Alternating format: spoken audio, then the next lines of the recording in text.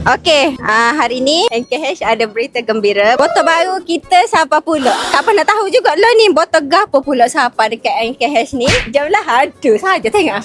Yang main dengan spray lalu. Awak, botol baru sampai pula ke? Oh ni botol baru. Ni botol baru. Botol clear. Ya tu. Ni kat apa? Botol clear. Ni kat apa? Botol clear. Botol clear. Jadi yang mari dengan berwarna ke? Dan ni main clear.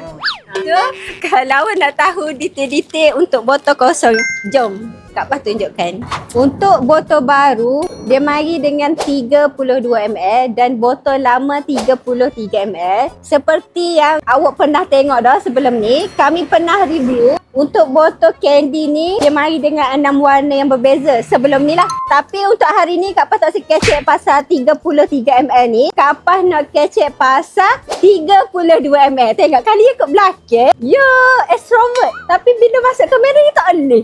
So, untuk botol kosong yang bersaiz 32ml ni, dia macam botol candy juga. Dia punya pattern botol dia sangat-sangat unik dan menarik. Dan dia datang dengan cap warna hitam. Dia sangat solid lah bila awak buat perfume sendiri. Dan untuk botol ni, botol jenis skru. So, untuk beginner yang tidak lagi mempunyai sebarang mesin, press ataupun klem, awak boleh sahaja guna botol ni dah. Awak nak tahu untuk harga dia?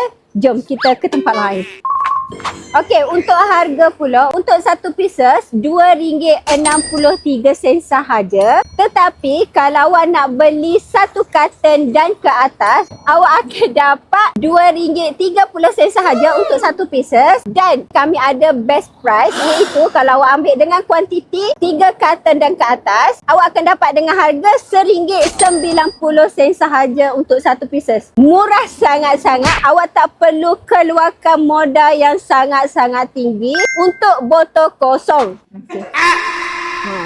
So, awak boleh sahaja tekan di back kuning sekarang, ataupun kalau awak duduk dekat dengan NKH, awak boleh mari direct dekat NKH. Sebiasa Kak Pah tunggu, mari.